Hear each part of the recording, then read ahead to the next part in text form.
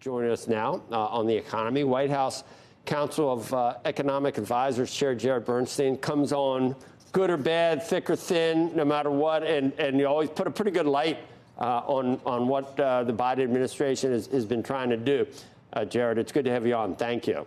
And we go back years. We go back years. You were yes, we do. Clint and so what I wanted to bring up by talking about some of the things Jamie Dimon said last week, and it almost sounded like he was normalizing former President Trump. That's what a lot of people, of Democrats, said. They were mad at him for this. But what he was really doing, I think, was giving some tough love to Democrats. And I was going to start with that, too. I know you're going to say everything's great with Bidenomics and, you know, retail sales was because of Bidenomics. And you know what, then I'm going to say, then why do so many people not feel financially healthy? Jared, the latest poll was 13%.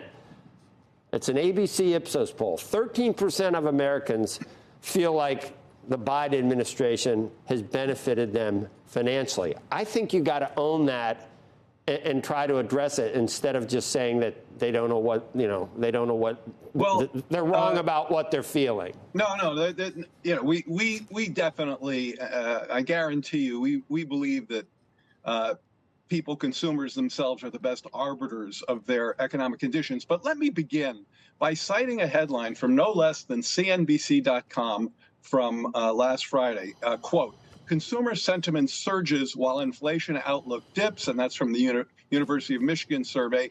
On a 2-month basis, sentiment, this is a very closely watched gauge, as you know, it showed its largest increase since 1991. And your article went on to say that consumer sentiment has improved amid a drop in gasoline prices, solid stock market gains, price at the pump of gas down 30 cents from a year ago, S&P 500 near a record high. And I've been listening to your discussion this morning and hearing more optimism about that. We've maintained the strong job market, easing prices, rising real wages, and now we've got this stock market result, which I would argue is no accident. It's based on an economy that has continued to defy expectations and probably some pretty good expectations about future growth, including productivity. So yes, we have a lot more work to do, and your warning and Jamie's warning we take to heart.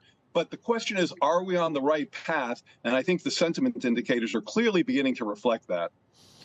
I guess the market took a couple of years to hit the highs that we had hit. So we are matching those. And that is certainly true. But I'll tell you what the other side, or what critics would say.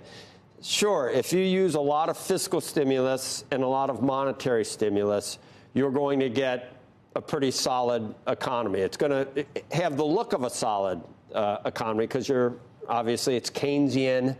You're probably not going to have a recession.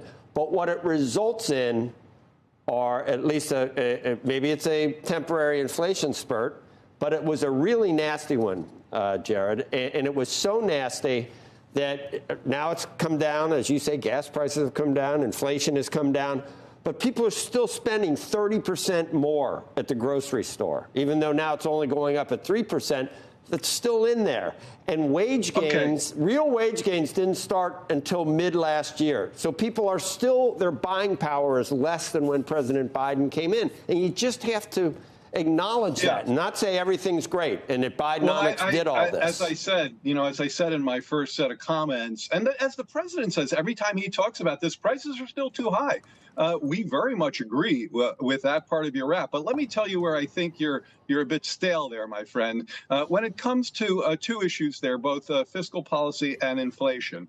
So on fiscal policy, absolutely, the American Rescue Plan was essential to get shots in arms and checks in pockets to get us to the other side of the crisis induced by the pandemic. And remember, when we came into office, there was about a 0% vaccination rate across the country. So getting that program going relative to our predecessor was essential for reopening the economy. But at this point, there is zero or even negative fiscal impulse. And that's a really important term in this context. What it means is the change between fiscal fiscal activity last year and this year. And so fiscal impulse really isn't contributing much to the economy's growth at all. And why that's important is because we kind of have this virtuous cycle going.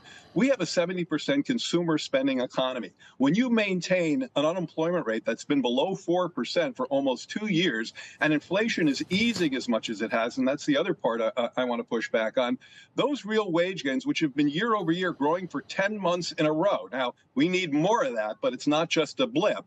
They're supporting consumer spending on the private side. If you look at investment, private investment up massively in terms of investing in manufacturing facilities. And again, the president's fingerprints are very much on that inflow of private capital investment. Now, on inflation, a lot of what we saw was very much associated with the supply side of the economy. Not all of it, demand is in the mix, but global inflation was caused by global supply chain snarl-ups, and we worked very hard to help unsnarl those snarl-ups, and that's really showing up in these easing price pressures. Do you think, Jared, and I don't know what's going to happen between now and November, but the other number in that ABC Ipsos poll in terms of the president's handling of the economy, 31% approve. And this was just 3 days ago. So there's still that disconnect, and I see a lot of foot soldiers in mainstream media on different networks.